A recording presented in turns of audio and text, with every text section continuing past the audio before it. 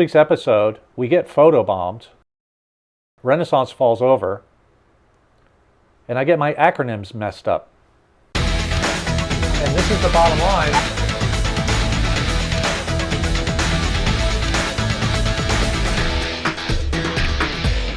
Where are we anyway? We are at FLIBS, the Oasis Lounge. FLIBS, that's something you catch when you've been working on yachts too long, isn't it? That and the Fort Lauderdale International We are at Boat Show. the Fort Lauderdale International Boat Show. I would encourage all of you to come see it, but by the time you see this, it ain't gonna be here anymore. But wait, if we're at FLIBS, how are we gonna upload this video? Marine Data Solutions. Mike from Marine Data Solutions is going to be uploading it for us from his equipment that's right here. Isn't that Perfect. awesome? Thanks, Mike.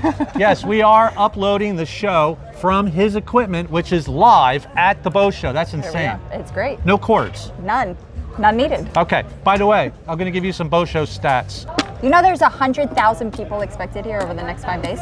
Guess what? There are 100,000 people here over the next 5 days, and I guarantee each one of them has 99 problems on board, but The internet's not one of them! and Salty Rags Crew Apparel. Helping us look fly. If you're a co-host, you get a lot of swag. Look at this. They got the sponsors, They got can the hook you boat up show too. name. Anyway, by the way, if you all want some of this swag, contact Dave. Tell him I said to give it to you for free. Shout out to Dave. All right, I'm going to give you some boat show stats. Yes. There, over 5 days, there's going to be 100,000 people. Yep. There are, how many boats are there? 712. 712 boats. Yep. There are going to be 18 seminars, which no one's going to. You ever go to these seminars and you're like, oh, I got to get there early, and you're like one of 3 people. Everybody else is at the bar with the champagne. There bring are your champagne to the seminar. 647 exhibitors. Yes. All right. Now, this show's a little different because it's a little smaller than the past years, and a lot of people are blaming COVID on that, but I actually think it's because all the damn boats are sold. Could be. I mean, they're not going to put new boats in here that aren't for sale. No. But anyway, it's a good show. What's the biggest boat? We have Bold at 279 feet. That's a pretty bold statement. It is a big and bold statement. I actually Bold and checked. beautiful. I actually checked this boat out online. It's This beautiful. is an insane charter boat. I mean, it's stupid insane. And this boat's got a helicopter. It's got boats everywhere and sailboats. All the tech Take a tools. look at some of this video.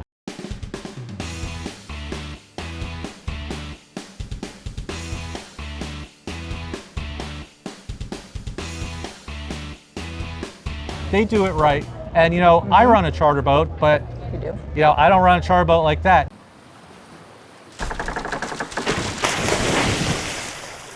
How much is it?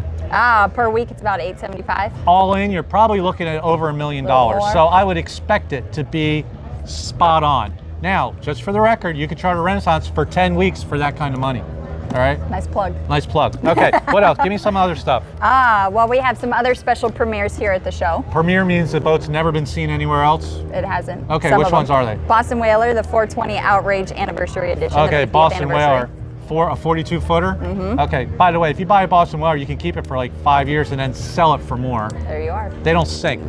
It's crazy. Next. There we are. The Jaguar 36 Offshore Fish. Okay, so we're talking about a couple of center consoles Yep. because obviously these big boats need tenders. Yes, they do. The Jaguar 36, how big is that? 36 feet. 36 feet. There you How are. fast does it go? It goes up to 90 miles an hour. Okay, all we need now is to put a 90-mile-an-hour tender in the hands of a deckhand. I looked it up. The damn thing's $600,000. Yeah. Now this isn't a tender, but I kind of like this. Berger makes big classic boats. I love Berger, but they brought a brand new Berger here. How big is it? Do you have it on your notes, though? I don't have notes. It's 50 feet long. Okay, 50 feet. And nobody's ever seen it before except in Wisconsin and anybody who's trying to buy it. But that is also a premiere at the show. Am I missing anything? We did have a death in the community. Trayvon Darling. He was a 21-year-old out celebrating his birthday on a charter boat In with his Miami. friends and family, and they were on their way back at around 9:30 p.m. and he ended up either slipping or jumping off. And unfortunately was pronounced dead at the hospital after he was retrieved, but his captain did turn around to get him. Guests jumped in the water, but unfortunately Trayvon was pronounced If you guys dead watch at the show, you know when stuff like this happens, I don't go right in and analyze everything that everybody did right or wrong. Right now, what we want to say is our condolences to the family and friends. It's a tragedy. You go out on a charter boat and you expect to have a good time, and this Celebrating a happens. birthday. It is. When things settle down, we'll get more involved in it. Unfortunately, the family is already trying to assess blame. And Yeah. I guess there's going to be a lot of questions on who's actually liable for this or not. We'll talk about that another time. Before we go into best of show, I know that Bold's the biggest, but the boat that caught my heart was a Fed ship. I don't know what it is with Fed ships. Something about Fed ships. Take a look at this Fed ship. This boat was just launched, and it is, how big is it? It is 252 feet long, and it's called Boardwalk. Now, all of you in the yachting industry know that the first one was the Westport 164. It's awesome. Now, I've got some good news and I've got some bad news. I was just talking to the crew from Boardwalk, and they're like, oh, I said, I love your boat. They go, oh, you mean the new one? I'm like, you're kidding. This thing was just launched and the guy's building a bigger one. So this one's actually for sale. Crazy. You are. Okay, best of show. Best of show was the Ocean Alexander's 35R. Took it home. Congratulations to Yes. Ocean Alexander for their 35R. Yep. I'm guessing that it's 35 meters.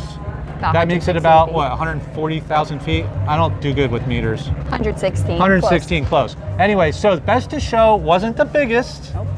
It's a But got political, best by of the show. way. It really is political, but it's just like the Academy Awards. But anyway, congratulations to Ocean Alexander. Yes. Next, Crew Corner. Crew Corner. Listen, a couple of weeks Same ago we problem. talked about what to do if you don't get paid. Okay, now I'm going to talk about what to do when you leave the boat, who pays for your departure. I got to go Hot through a topic. couple of things real fast, because I know this is boring stuff. The MLO, which is run by the ILO, has put rules into effect to yachts. If you all remember back in 2013, kind of made it more like you have to do this, you have to do that. If your boat is under the classification of the MLO, the captain or the boat owner has to pay for your transportation. They not only have to pay for your transportation, they have to pay for food while you're at the airport waiting. They also have to pay you for your wage while you're waiting at the airport. Till you get back to where you're supposed to be. Now, Wherever that is. there's a point. There's a point where they don't have to pay. What's that point? It's just you mess up. Okay, it is very clearly defined. If you screw up on board and you do not fulfill your contract, they can deduct your wages to pay for the transportation. So if you fulfill your contract and you do your job, you're getting a ride home. If you're like, oh, I'm going to go to the Med, I'm going to hang out for a week, and I'm going to really screw up, and then I'm going to get free ticket home.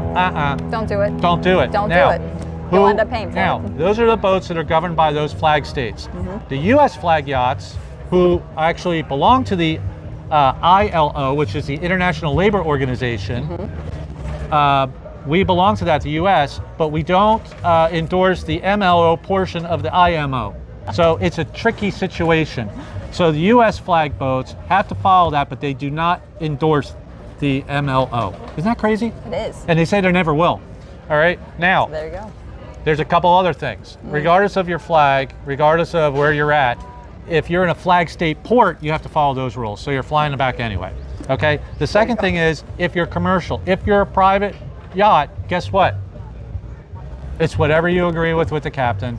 There's no law saying that the private yacht has to fly you back to South Africa. No. Okay?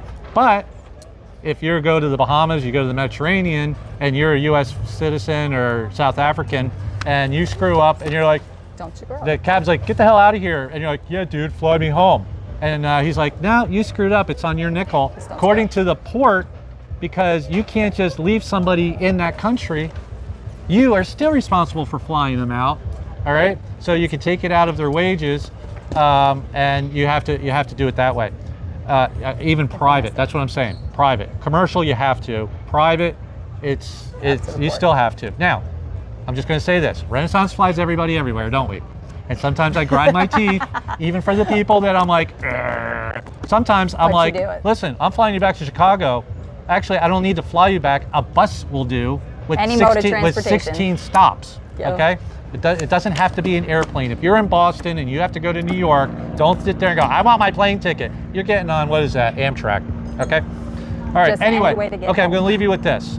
The easiest way to figure all this out is for the crew member and the captain, when you are sitting down at the interview, you outline everything that needs to be done from the time you get hired till the time you depart the vessel. You get it down in writing, so there's no chance of anybody getting it wrong. Nope, And no by the way, misunderstandings. back to the MLO, you don't have to go back to where you came from. You have the option of saying where you want to go, and you negotiate that with the captain. All right, all good yachts are going to fly everybody back and forth because we Take don't care want a of bad reputation. I'm just talking about the legal sense. So, wrap it up real quick. Don't screw up and you're getting Don't a ticket screw up. home. If you screw up, it's on you, and you got to expect it. Okay, did I miss anything? I don't think so. Okay, we are at the Oasis Lounge. I'm Doug. And I'm Christy. Christy, do your thing. Next week, next week we're going to be back with a whole bunch of other stuff. Choose. All right.